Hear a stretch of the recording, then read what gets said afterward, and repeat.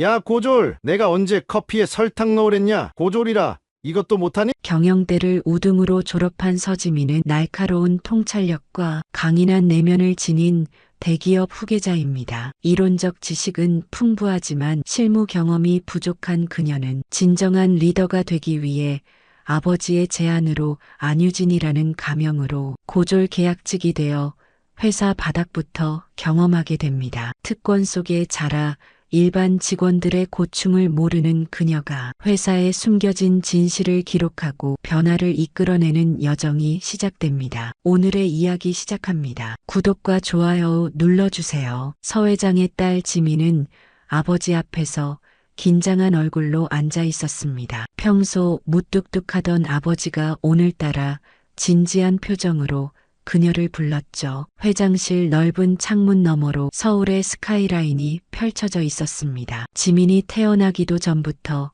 아버지가 일군 회사의 본사 빌딩이었습니다. 지민아, 내가 경영대를 우등으로 졸업했다고 들었다. 자랑스럽구나. 지민은 무심하게 던진 칭찬에 어색하게 미소를 지었습니다. 아버지가 이런 말을 하는 건 처음이었으니까요. 그녀는 뭔가 다른 이야기가 있겠구나 생각했습니다. 하지만 숫자로 경영하는 건 누구나 할 수 있어. 진짜 경영자는 사람으로 경영하는 법을 알아야 한다. 서 회장이 무거운 목소리로 말을 이었습니다. 그의 눈빛이 흔들림 없이 지민을 향했습니다. 아버지, 그게 무슨 뜻인가요? 우리 회사의 문제가 뭔지 아니? 바닥과 꼭대기가 너무 멀어. 내가 사람들이 어떻게 일하는지, 뭘 느끼는지 모르게 됐어. 지민은 아버지의 말에 고개를 끄덕였습니다. 경영학과에서 배운 이론과 현실의 차이를 느끼고 있었으니까요. 그때 서 회장이 뜻밖의 제안을 했습니다. 가명으로 들어가서 밑바닥부터 경험해 보지 않겠니? 고졸 계약직으로 말이야. 지민의 눈이 커졌습니다. 처음엔 농담인 줄 알았지만 아버지의 표정은 전혀 그렇지 않았죠. 서 회장은 계속해서 말을 이어갔습니다. 너의 정체를 아는 사람은 나와 최경민 부장뿐일 거야. 그리고 한 가지 약속해야 해. 절대 내가 누구인지 밝히지 말아야 해. 지민은 망설였습니다. 학교에서 배운 경영 이론만으로는 부족하다는 걸 알고 있었죠. 그러나 가명으로 들어가 밑바닥부터 시작한다는 생각은 두려움과 호기심을 동시에 가져왔습니다. 얼마나 오래요? 3개월. 그 기간 동안 내가 보고 들은 모든 것을 기록하고 와. 서 회장의 말에 지민은 깊은 숨을 내쉬고 고개를 끄덕였습니다. 그렇게 안유진이라는 새로운 이름을 가진 고졸 계약직 사원이 되기로 결정했습니다. 어쩌면 이것이 진짜 회사를 알아가는 첫걸음일지도 모르겠네요. 지민은 회사 로비에 들어서며 심호흡을 했습니다. 안유진이라는 이름표가 달린 흰 블라우스와 검은 치마는 그녀가 늘 입던 브랜드 의류와는 천지 차이였죠. 머리는 단정하게 묶고 화장도 최소한으로 했습니다. 아무도 그녀를 알아보지 못하게 하기 위해서였어요. 너 새로운 계약직이지? 안유진? 사무실에 들어서자마자 차도윤 팀장이 그녀를 불렀습니다. 30 중반의 냉정한 인상을 가진 남자였습니다. 지민은 고개를 숙이며 인사했습니다. 네, 안녕하세요. 오늘부터 일하게 된 안유진입니다. 이력서는 봤어. 고졸의 경력도 없네. 우리 팀은 바빠서 가르칠 시간 없으니까 빨리 적응해. 일단 커피부터 타와. 팀장의 무뚝뚝한 지시에 지민은 고개를 끄덕였습니다. 고졸이라는 단어를 강조하는 것이 불쾌했지만 그녀는 감정을 숨겼습니다. 커피를 어떻게 내려야 할지 몰라 잠시 당황했지만 다행히 커피 머신 옆에 간단한 설명서가 있었습니다. 팀장님, 커피 가져왔습니다. 조심스럽게 내려놓은 커피를 차 팀장이 한 모금 마시더니 얼굴을 찌푸렸습니다. 이게 뭐야? 설탕 몇 스푼 넣었어? 2스푼이요. 내가 언제 설탕 넣으라고 했니? 설탕 없이 아메리카노로 마신다고 안 들었어? 지민은 당황했습니다. 아무도 그녀에게 커피 취향을 알려주지 않았으니까요. 죄송합니다. 다시 타오겠습니다. 그러나 두 번째 커피도 문제가 있었습니다. 이번엔 너무 연하다는 이유였어요. 세 번째 커피를 들고 돌아오는 순간 팀장의 인내심이 바닥난 것 같았습니다. 고졸이라 이것도 못하나? 우리가 내 학비까지 대야 하나? 그 말과 함께 차 팀장은 커피잔을 확 밀어버렸습니다. 뜨거운 커피가 지민의 흰 블라우스에 쏟아졌고 갈색 얼룩이 번졌습니다. 순간 사무실이 조용해졌고 주변 직원들의 시선이 모였습니다. 야, 좀 심하지 않아? 누군가 작게 중얼거렸지만 곧 모두 자기 일로 돌아갔습니다. 지민은 화장실로 뛰어가 블라우스에 얼룩을 닦으려 했지만 소용없었습니다. 거울 속에 비친 자신의 모습이 낯설었어요. 그 순간 지민은 결심했습니다. 복수가 아닌 기록을 하기로요. 화장실 칸에 앉아 지민은 작은 녹음기를 꺼냈습니다. 첫째 날 계약직에 대한 비하 발언과 신체적 위협. 그녀의 목소리는 떨렸지만 눈빛은 단단했습니다. 이건 시작에 불과했으니까요. 매일 아침 지민은 직원들보다 일찍 출근했습니다. 모두가 도착하기 전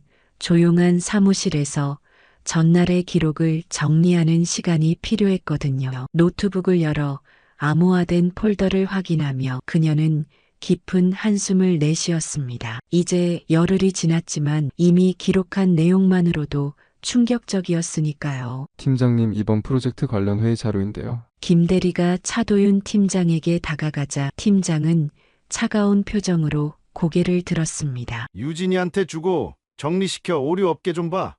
지민은 고개를 끄덕이며 자료를 받았어요. 그러나 회의 자료를 정리하는 동안에도 팀장은 그녀를 회의에 참석시키지 않았습니다. 회의는 너한테 물이야 커피나 채워. 이런 말과 함께요. 자료는 정리하지만 회의 내용은 알지 못하는 모순적인 상황이 반복됐습니다. 화장실 청소, 택배 나르기, 서류 복사까지 지민이 맡은 일은 점점 더 사무 업무와는 거리가 멀어졌어요. 그녀는 모든 것을 꼼꼼히 기록했습니다. 인권 침해, 부당 노동행위, 학력 차별, 법적 용어를 붙이면서 조금씩 증거를 모았습니다. 아니, 너 지금 뭐? 어느 날 갑자기 팀장이 지민의 컴퓨터 화면을 들여다보았습니다. 다행히 그녀는 재빨리 문서를 닫았고 팀장은 아무것도 보지 못했죠. 죄송해요. 업무 정리 중이었습니다. 그럴 시간에 이거 당장 스캔해 오후 회의 전까지 끝내고. 수백 장의 서류를 지민은 묵묵히 스캔했습니다. 점심시간도 건너뛰면서요. 그러다 우연히 목격한 것이 있었습니다. 차 팀장의 컴퓨터 화면에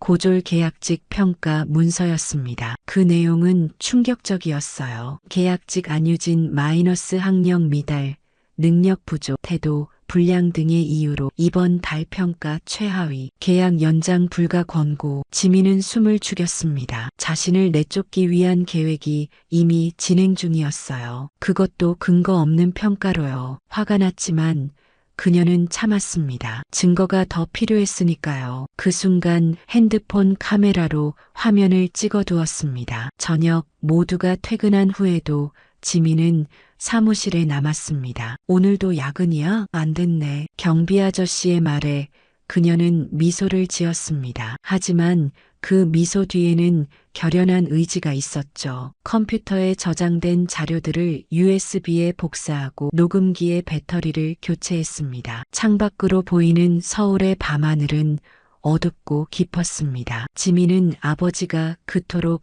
자랑스러워하던 회사가 이런 모습이라는 것이 믿기지 않았어요. 그러나 그녀는 알고 있었습니다. 변화는 진실에서 시작된다는 것을요. 입사 한 달이 지난 어느 날 회사 전체 직원 연수가 있었습니다. 지민은 처음으로 다른 부서 사람들과 섞여 대화할 기회를 얻었죠. 연수원으로 향하는 버스에서 그녀는 조용히 창밖을 바라보았습니다. 주변에서는 직원들의 웃음소리와 잡담이 오갔어요. 너 고졸이라며? 어떻게 들어왔어? 옆자리에 앉은 여직원이 물었습니다. 그녀의 목소리에는 호기심보다 비웃음이 묻어 있었어요. 네, 서류 전형과 면접을 통과했어요. 운이 좋았나 보네. 우리 회사 서류 전형은 대졸 아니면 통과 안 되는 거로 알았는데. 지민은 말없이 고개를 끄덕였습니다. 아이러니하게도 그 말이 사실이었죠. 고졸이었다면 절대 합격하지 못했을 테니까요. 그녀는 비밀리에 녹음기를 작동시켰습니다. 이것도 중요한 증거가 될 테니까요. 연수원에 도착하자 팀빌딩이라는 명목 하에 술자리가 이어졌습니다. 점점 취기가 오르자 차 팀장은 더욱 거칠어졌어요. 야, 고졸, 너도 한잔해. 회사에서 시키면 해야지. 지민이 술을 마시지 않는다고 거절하자 팀장의 얼굴이 붉어졌습니다. 배운 것도 없는 게 까다롭네. 대학 안 나온 놈들이 제일 까다로워. 다른 직원들이 웃음을 참지 못하고 터뜨렸습니다. 지민은 억지로 웃으며 술잔을 받았지만 마시는 척만 했어요. 그녀의 눈은 차갑게 빛났습니다. 이 모든 상황이 그녀의 녹음기에 담기고 있었으니까요. 그날 밤 연수원 복도에서 지민은 우연히 최경민 부장과 마주쳤습니다. 최 부장은 유일하게 그녀의 정체를 아는 사람이었죠. 괜찮나? 많이 힘들어 보이네. 그의 목소리에는 진심 어린 걱정이 담겨 있었습니다. 지민은 주변을 살피고 작은 목소리로 대답했어요. 버틸만해요. 생각보다 많은 문제가 있네요. 알아. 나도 가난한 집에서 시작했어. 대학도 야간으로 다니면서 일했고 내가 지금 겪는 일들 다 알아. 최 부장의 눈빛이 진지했습니다. 그는 지민에게 조금 더 가까이 다가와 말했어요. 도울게. 이제 같이 하자. 내가 모은 자료들 나한테도 공유해줘. 지민은 망설였습니다. 아버지가 믿는 사람이라고는 했지만 정말 신뢰할 수 있을까요? 하지만 그녀에게는 동맹이 필요했어요. 알겠습니다. 하지만 조심해야 해요. 팀장과 인사팀이 뭔가 계획하고 있는 것 같아요. 걱정 마. 우린 더 큰 계획이 있으니까. 최 부장의 말에 지민은 고개를 끄덕였습니다. 이제 그녀는 홀로가 아니었어요. 함께 싸울 동맹이 생긴 것이었습니다. 입사 2달째. 지민의 USB는 점점 무거워졌습니다. 차도윤 팀장의 비리 증거가 하나둘 쌓이고 있었으니까요. 우연히 발견한 회사 자금 횡령 문서는 특히 충격적이었습니다. 팀장은 해외 출장비를 부풀려 청구하고 가짜 거래처를 만들어 자금을 빼돌리고 있었어요. 이런 증거로는 부족해. 더 확실한 걸 찾아야 해. 최 부장의 말에 지민은 고개를 끄덕였습니다. 증거는 많을수록 좋았죠. 어느 날 지민은 인사팀 프린터에서 우연히 한 장의 문서를 발견했습니다. 고졸 내쫓기 프로젝트라는 제목이 그녀의 시선을 사로잡았어요. 문서 내용은 충격적이었습니다. 회사 내 모든 고졸 직원들을 단계적으로 퇴출시키는 계획이었어요. 그 중에는 10년 넘게 성실하게 일한 직원들도 있었습니다. 내가 알기론 이건 불법이야. 지민은 혼잣말처럼 중얼거렸습니다. 그러면서도 문서를 몰래 가방에 넣었죠. 이제 이 문서도 증거 중 하나가 되었습니다. 회사 건물 지하에서 경비원 김할아버지를 만났을 때는 뜻밖의 행운이 따랐어요. 김할아버지는 지민에게 유독 따뜻했습니다. 아가씨, 항상 유일하게 인사하는 직원이라 고마워. 다들 경비실은 쳐다보지도 않는데. 지민은 미소를 지었습니다. 단순한 인사가 이렇게 소중한 순간이 될 줄 몰랐네요. 할아버지, 혹시 CCTV 영상 관리도 하세요? 김할아버지는 고개를 끄덕였습니다. 그렇지. 이 나이에 컴퓨터까지 배웠다니까. 지민은 조심스럽게 말을 이어갔어요. 저번 주 금요일 팀장님이 저한테 커피를 던진 장면이 혹시 남아있을까요? 김할아버지의 눈이 커졌습니다. 그런 일이 있었어? 내가 확인해 볼게. 다음 날 김할아버지는 작은 USB를 지민에게 건넸습니다. 이건 비밀이야. 내가 정년퇴직 얼마 안 남았으니 상관없어. USB에는 지난 한 달간의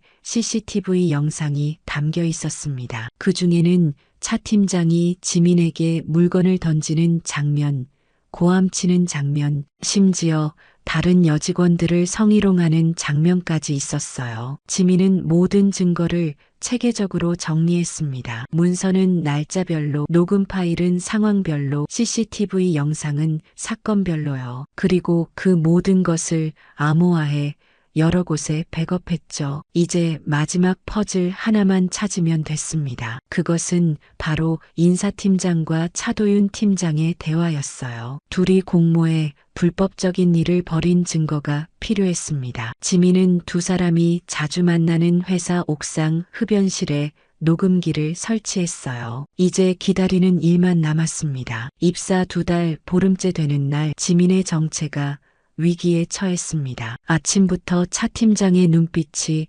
평소와 달랐거든요. 그는 지민을 유심히 관찰하며 무언가 의심하는 듯 했습니다. 안유진, 내 방으로 들어와. 차도윤의 목소리는 평소보다 낮고 위협적이었어요. 지민은 심장이 빠르게 뛰는 것을 느끼며 팀장실로 향했습니다. 문을 닫자마자 팀장의 표정이 돌변했죠. 내 컴퓨터 뒤졌지? 내 서류들 봤지? 지민은 침착하게 대답했습니다. 무슨 말씀이신지 모르겠습니다. 어제 야근하는 널 봤어. 내 책상 주변을 서성이더라고. 차 팀장의 말은 반은 맞고 반은 틀렸습니다. 지민은 확실히 야근했지만 그의 책상은 들여다보지 않았어요. 이미 필요한 자료는 다 확보했으니까요. 야근은 했지만 팀장님 책상은 본 적 없습니다. 제 업무를 마무리하고 있었을 뿐이에요. 거짓말 마. 넌 처음부터 이상했어. 고졸이 어떻게 이렇게 말을 잘해? 뭔가 숨기고 있지? 차 팀장의 얼굴이 점점 붉어졌습니다. 그의 손이 책상 위 커피잔을 향해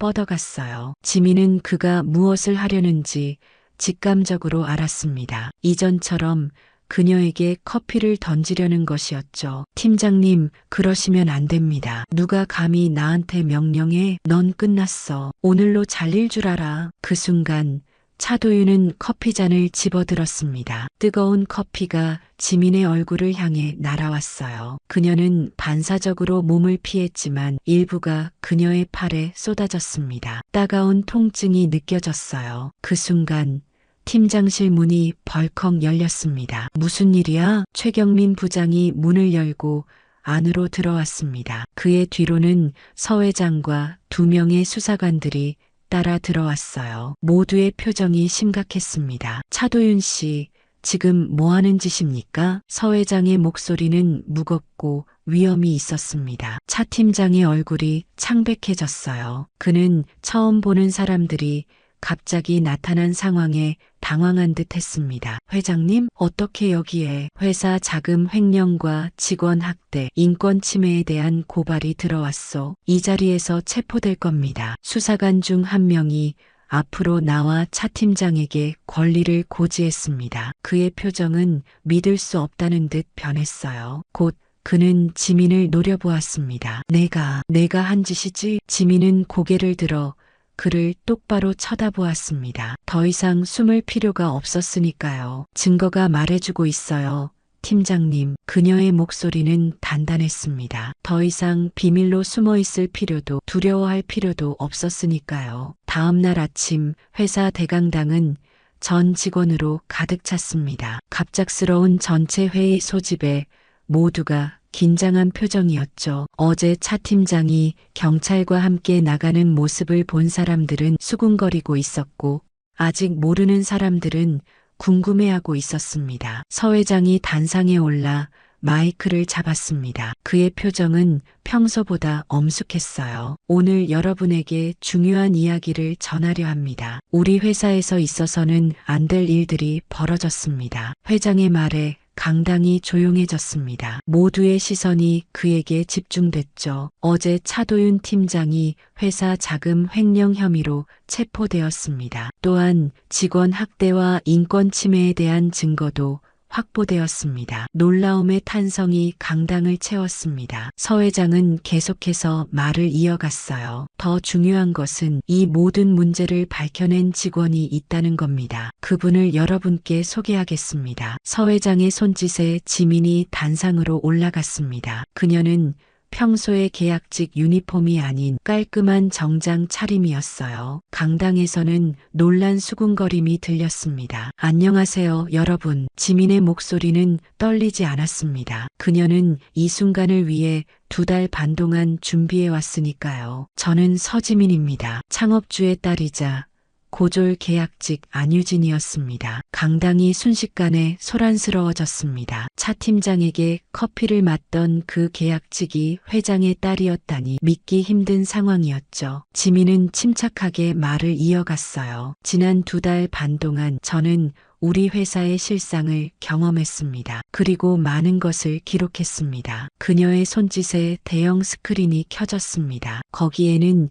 차 팀장이 지민에게 커피를 던지는 장면, 다른 직원들을 모욕하는 장면, 횡령 문서와 고졸 내쫓기 프로젝트 문건이 차례로 나타났어요. 이것은 제가 경험한 일부에 불과합니다. 더 많은 직원들이 비슷한 경험을 했을 것이라 생각합니다. 직원들 사이에서 작은 동의의 목소리가 들렸습니다. 누군가는 눈물을 흘리고 있었어요. 그들도 비슷한 일을 겪었지만 말할 용기가 없었던 것이었습니다. 오늘 차도윤 팀장은 체포되었고 인사팀장은 해임되었습니다. 또한 이 문제에 관여된 사장님도 조사를 받고 계십니다. 지민의 시선이 강당의 모든 직원을 향했습니다. 그녀의 눈빛은 단호했어요. 하지만 이것은 끝이 아닙니다. 시작일 뿐입니다. 우리 회사는 이제 달라져야 합니다. 한 달 후 회사는 완전히 달라졌습니다. 서지민이 대표이사로 취임한 후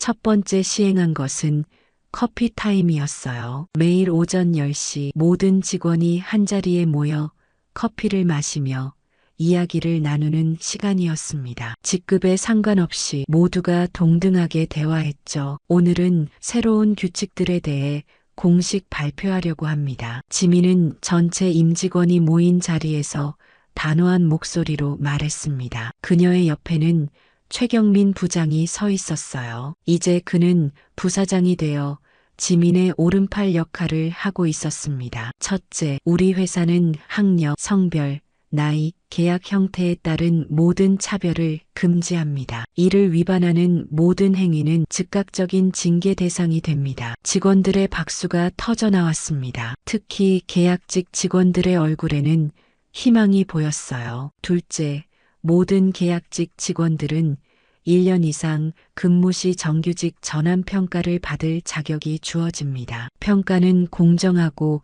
투명하게 진행됩니다. 지민은 잠시 말을 멈추고 직원들의 반응을 살폈습니다. 모두가 그녀의 말에 집중하고 있었어요. 셋째, 인권경영위원회를 설치합니다. 위원회는 외부 전문가와 직원 대표로 구성되며 회사 내 모든 인권 문제를 감시하고 개선할 것입니다. 그녀의 목소리는 더욱 단단해졌습니다. 이번 경험을 통해 지민은 진정한 리더십이 무엇인지 배웠거든요. 마지막으로 내부 고발자 보호 제도를 강화합니다. 부당한 일을 목격하거나 경험한 직원은 누구나 안전하게 신고할 수 있으며 신고자의 신원은 철저히 보호됩니다. 발표가 끝나자 회의실은 큰 박수로 가득 찼습니다. 김할아버지를 비롯한 많은 직원들이 눈시울을 붉혔어요. 그들에게 이것은 단순한 제도 변화가 아니라 존엄을 되찾는 순간이었으니까요. 회의가 끝난 후 지민은 창가에 서서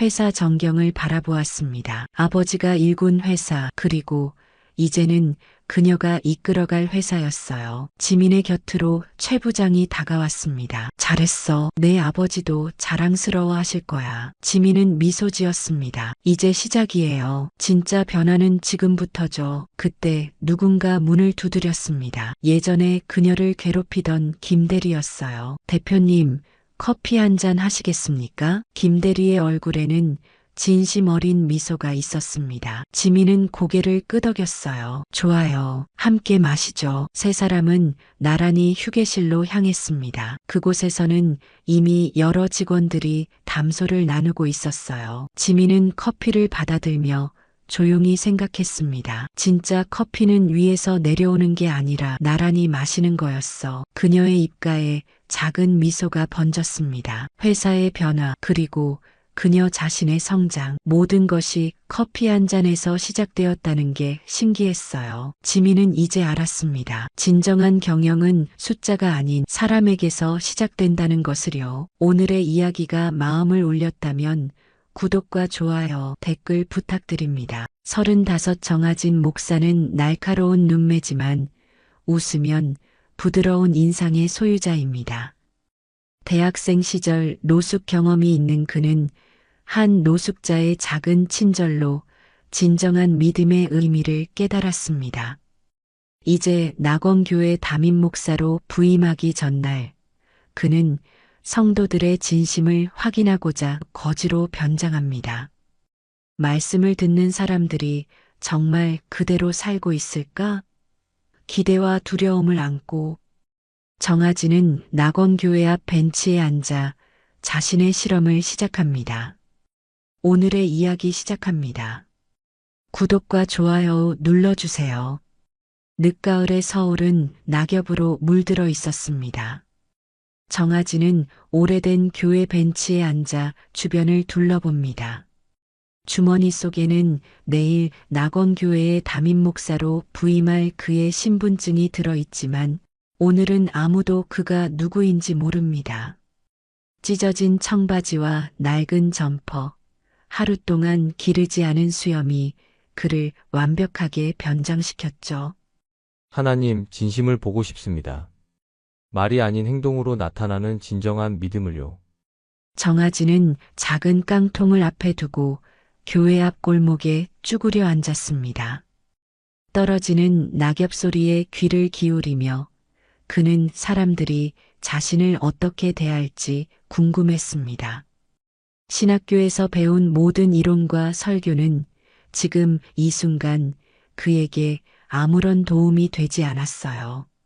성경책은 잠시 내려놓고 살아있는 영혼들의 행동을 통해 믿음을 확인하고 싶었습니다.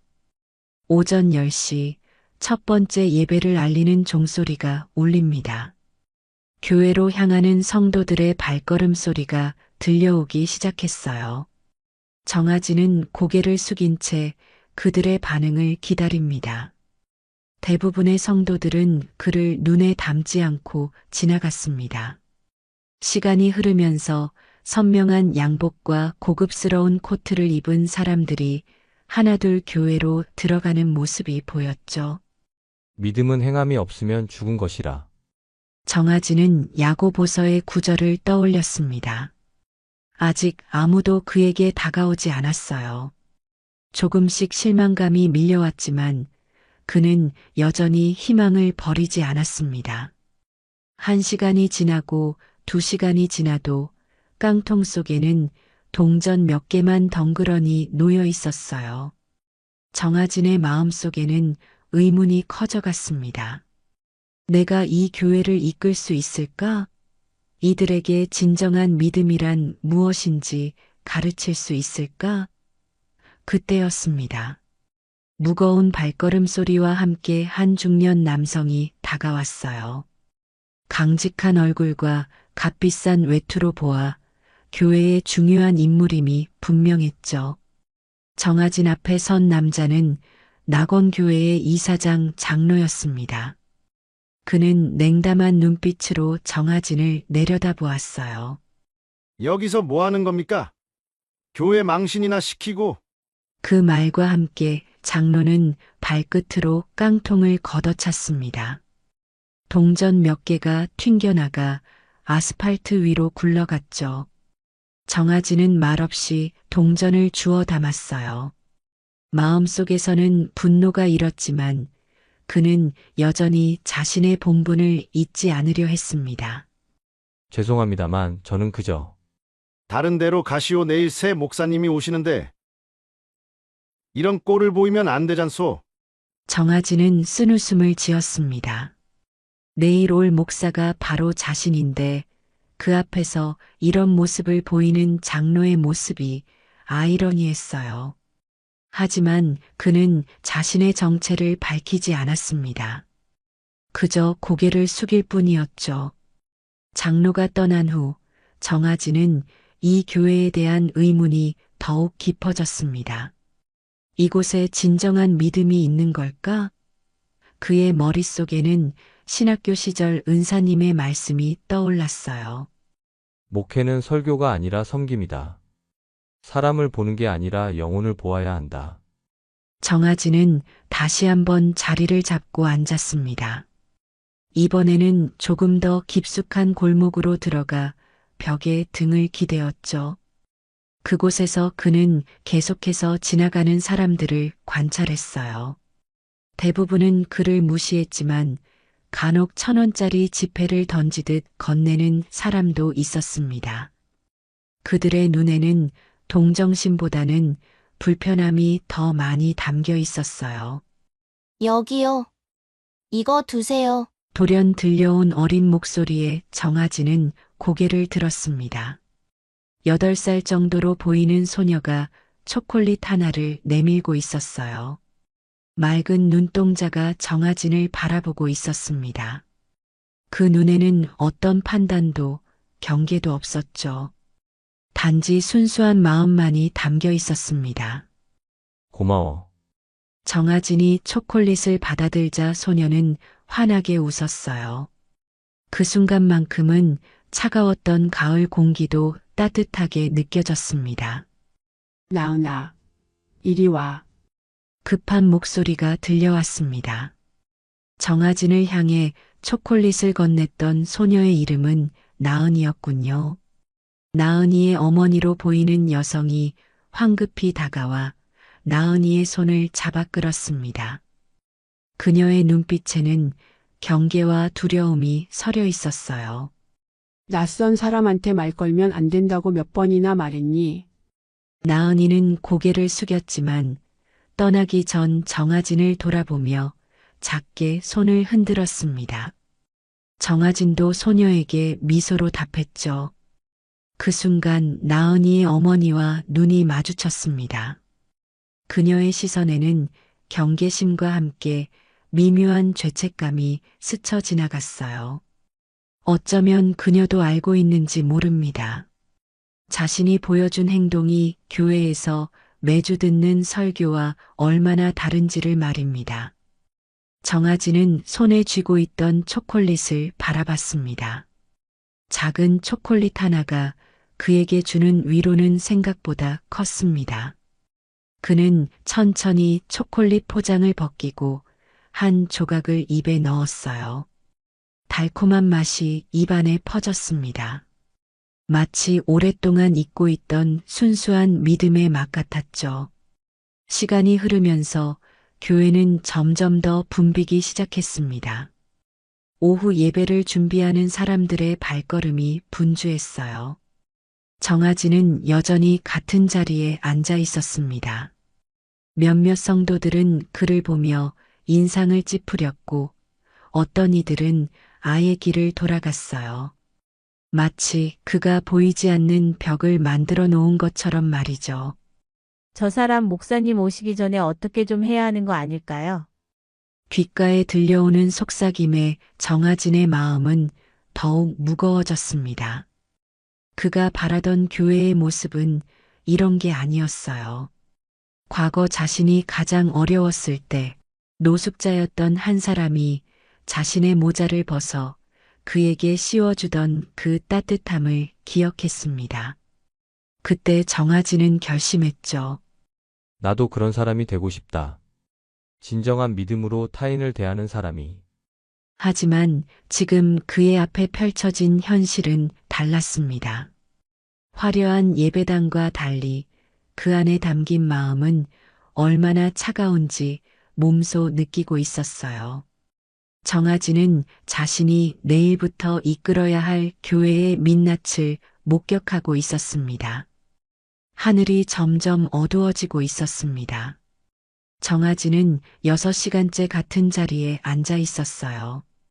피로가 밀려오기 시작했지만 그는 끝까지 자신의 실험을 마무리하기로 했습니다. 저녁 예배 시간이 다가오자 교회 앞은 다시 활기를 띠기 시작했죠. 정아진은 천천히 자리에서 일어났습니다. 몸이 굳어 있어 움직이는 것이 쉽지 않았어요. 오랜 시간 한 자세로 있었기 때문입니다. 그는 깡통을 들고 교회를 향해 걸어갔습니다. 그가 내린 결정은 단순했죠. 이대로 교회 안으로 들어가 예배를 드리는 것이었습니다. 교회 입구에 다다르자 젊은 안내 집사가 그를 발견하고 당황한 표정을 지었어요. 저기요, 여기는 들어오시면 안 됩니다. 정아지는 부드럽게 미소 지었습니다. 저도 예배를 드리고 싶습니다. 집사의 얼굴에 난처한 기색이 역력했습니다. 하지만, 그러니까, 복장이, 하나님께서는 우리의 겉모습이 아니라 마음을 보신다고 하지 않았나요? 정아진의 말에 집사는 더욱 당황했어요. 그때 멀리서 익숙한 목소리가 들려왔습니다. 무슨 일이요? 아까 그의 깡통을 걷어찬 장로였습니다. 장로는 정아진을 알아보고 얼굴이 굳었어요. 예배당 안에는 들어올 수 없소. 교회 밖에서 지내시오. 정아진은 고개를 저었습니다. 예수님이라면 저를 막으셨을까요? 그 말에 장로의 표정이 더욱 험악해졌어요. 감히 예수님을 끌어들이지 마시오. 당신은 그저 교회 앞에서 동냥이나 하는 사람일 뿐이요. 주변에 있던 성도들이 하나둘 모여들기 시작했습니다. 긴장감이 감돌았어요. 정아진은 조용히 말했습니다. 저는 단지 하나님을 만나러 왔을 뿐입니다. 그게 그렇게 잘못된 일인가요? 장로는 그의 팔을 잡아 밖으로 끌어내려 했습니다. 그때였습니다. 작은 목소리가 들려왔어요. 아저씨 잘못 안 했어요. 나은이었습니다. 소녀는 엄마의 손을 뿌리치고 정아진 쪽으로 달려왔습니다. 나은이의 외침에 교회 안이 순간 조용해졌어요. 정적이 흐르는 예배당 안에서 나은이의 목소리가 또렷하게 울려 퍼졌습니다. 모든 시선이 어린 소녀에게 쏠렸어요. 나은이의 엄마는 놀란 표정으로 딸에게 다가왔습니다. 나은아, 이리 와. 어른들 일에 끼어들면 안 돼. 하지만 나은이는 고개를 저었어요. 아저씨는 나쁜 사람 아니에요. 아저씨가 슬퍼 보여서 초콜릿 줬어요. 아저씨가 웃었어요. 예수님도 아저씨 좋아하실 거예요. 순수한 아이의 말에 예배당 안은 더욱 정적이 깊어졌습니다. 몇몇 성도들의 표정이 흔들렸어요. 장로는 여전히 굳은 얼굴이었지만 나은이를 마주보는 눈빛이 조금 부드러워졌습니다. 정아진은 천천히 깡통을 내려놓았어요. 그리고 자신의 낡은 점퍼 안에서 신분증을 꺼냈습니다. 이제는 진실을 밝힐 때가 된 것 같았죠. 모두를 놀라게 해서 죄송합니다만 제가 누구인지 밝혀야 할 것 같네요. 정아진은 강단을 향해 걸어갔습니다. 모두가 의아한 표정으로 그를 바라보았어요. 그는 강단 위에 올라 마이크 앞에 섰습니다. 주변에서는 웅성거림이 일기 시작했죠. 저는 정아진입니다. 내일부터 이 낙원교회의 담임 목사로 부임할 사람입니다. 순간 예배당 안은 충격에 휩싸였습니다. 장로의 얼굴이 창백하게 변했고 모든 성도들이 놀란 눈으로 그를 바라보았어요. 일부는 믿을 수 없다는 듯 고개를 저었고 다른 이들은 당혹감에 말을 잇지 못했습니다. 정아진은 차분하게 계속 말을 이어갔어요. 오늘 하루 저는 여러분의 교회가 어떤 곳인지 알고 싶었습니다. 설교단 위에서 보는 모습이 아닌 실제 이 교회의 모습을요. 하나님의 집에서 가장 먼저 마주한 건 따뜻한 환대가 아니라 차가운 경계였습니다. 그런데 어린아이의 마음은 달랐어요. 나은이를 바라보는 정아진의 눈빛이 따뜻했습니다. 소녀는 어리둥절한 표정이었지만 환하게 웃어 보였어요. 정아진의 말이 끝나자 예배당 안의 분위기가 무거워졌습니다. 몇몇 성도들은 부끄러운 표정으로 고개를 숙였어요. 특히 그를 교회 밖으로 내쫓으려 했던 장로의 얼굴에는 당혹감과 충격이 교차했습니다. 제가 오늘 실험을 한 이유는 단 하나입니다. 우리가 말하는 믿음과 실천하는 믿음 사이의 간극을 보고 싶었어요. 매주 예배당에서 이웃 사랑을 외치면서 정작 교회 앞에 앉아 있는 한 사람에게는 냉담했던 우리의 모습을 돌아보고 싶었던 겁니다. 정아진의 목소리는 부드럽지만 단호했습니다. 그의 말에는 비난이 아닌 반성과 회복에 대한 소망이 담겨 있었어요. 몇몇 성도들의 눈에서는 눈물이 맺히기 시작했습니다. 제가 가장 감사했던 순간은 나은이가 초콜릿을 건네줬을 때였습니다. 그 작은 행동이 오늘 하루 중 가장 크리스천다운 모습이었어요. 어린아이의 순수한 마음을 통해 하나님이 원하시는 사랑을 볼 수 있었죠. 나은이의 어머니는 눈물을 훔치며 딸을 바라보았습니다. 그녀의 눈빛에는 자랑스러움과 부끄러움이 함께 담겨 있었어요.